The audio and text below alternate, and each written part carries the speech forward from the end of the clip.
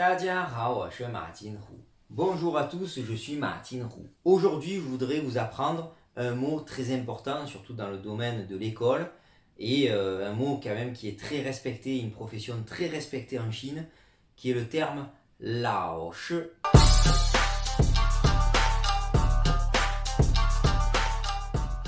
Lao Shi, qui veut dire professeur, enseignant. Et oui, aujourd'hui encore, le métier d'enseignant est très respecté en Chine parce que tout simplement déjà il fait partie des 5 règles de respect établies dans le confucianisme, qui est une philosophie sociale inventée par Confucius, Kongfuzi ou Kongzi, qui est le mot véritable en chinois de ce grand philosophe, qui a influencé toute l'Asie pratiquement, jusqu'en Asie du Sud-Est, puisque dans les 5 règles de respect, je ne vais pas vous les énoncer les 5 aujourd'hui, c'est pas le but de cette vidéo, mais sachez que très important dans la société asiatique, c'est la relation entre enseignant et élève, apprenant et instructeur.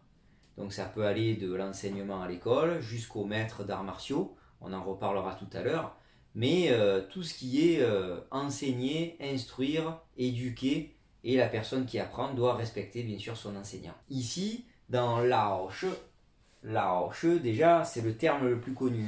En Chine, quand on est à l'école, on dit Lao Shi. Quand on veut parler à un prof, on ne va pas dire monsieur ou madame, on dit professeur. Il y a plusieurs termes. Lao Shi, c'est le plus connu. En général, c'est pour primaire.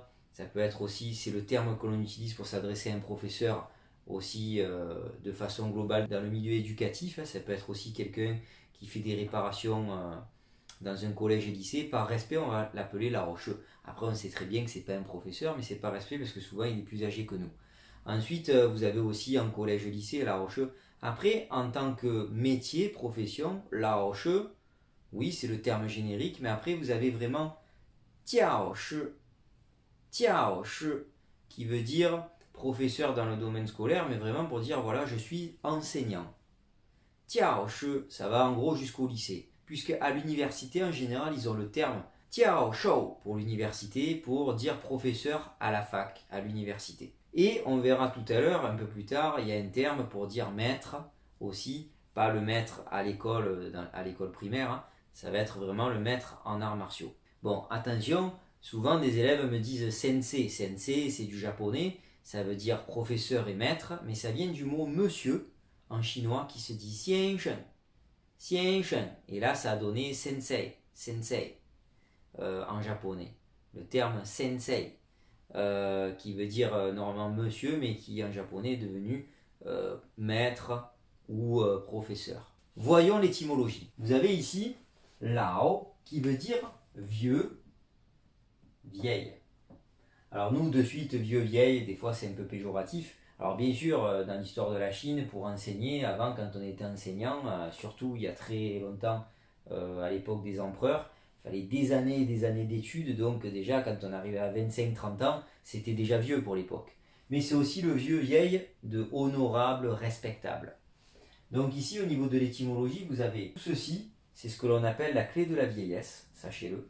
Et après, vous avez un être humain, si vous connaissez déjà cette clé, qui ici est un peu à l'envers. On l'appelle l'homme renversé, l'être humain renversé. Soit ça veut dire que c'est un objet, c'est pas un être humain, soit ici c'est pour montrer qu'il est presque allongé dans son cercueil, il est plus près de la mort qu'autre chose malheureusement. C'est un peu dur à dire, mais ça veut dire ici qu'il a peut-être, il est déjà près de la mort et près de son cercueil. Donc il va presque mourir. Ici ça représente vraiment la vieillesse. Et Shi, donc ici ce qui est intéressant, c'est que Lao c'est déjà un verbe adjectif, ça veut dire Wo hen Lao, je suis vieux par exemple. Ta bu Lao, il n'est pas vieux. Donc ça va donner des termes comme Lao Yuan, qui veut dire une personne âgée, une personne vieille. Ensuite vous avez 2 termes, attention au ton, vous avez soit Lao Ban, là j'insiste bien sur le 3e ton pour les deux, parce que ça veut dire mon patron. Par contre, si vous trompez de ton, ça m'est déjà arrivé en Chine, si vous dites Lao Pan, ça veut dire mon conjoint, mon mari, par exemple, ou ma femme, ma vieille moitié, mot à mot.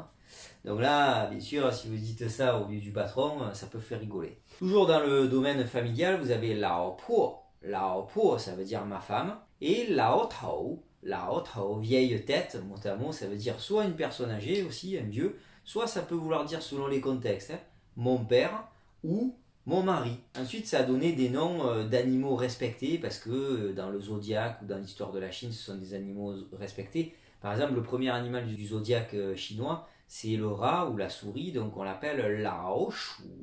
Lao Shu, vieille souris, mais ça veut dire souris ou rat respectable parce qu'il a gagné la course des 12 animaux du zodiaque. Ça, je reviendrai dessus en culture pour le nouvel an chinois.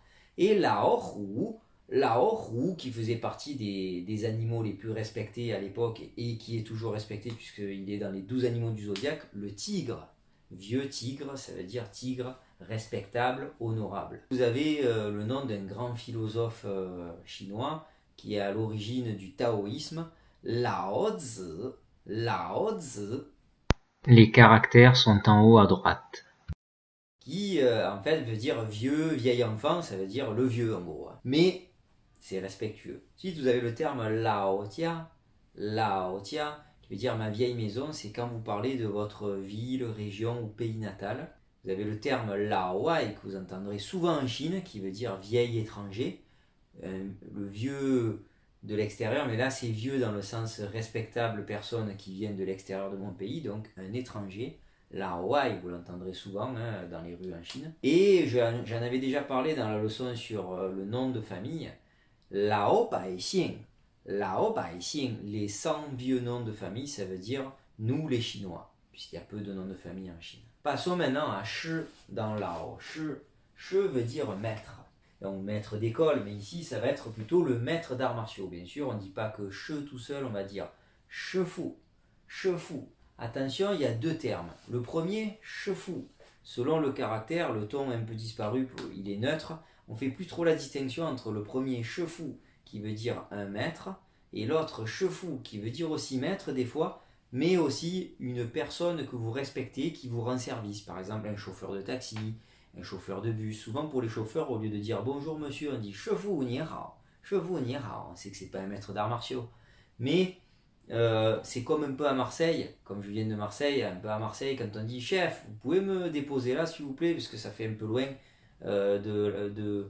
par rapport à l'arrêt de bus, vous pouvez me déposer juste 5 mètres après. Voilà, c'est une façon respectueuse de le dire parce qu'il nous rend service.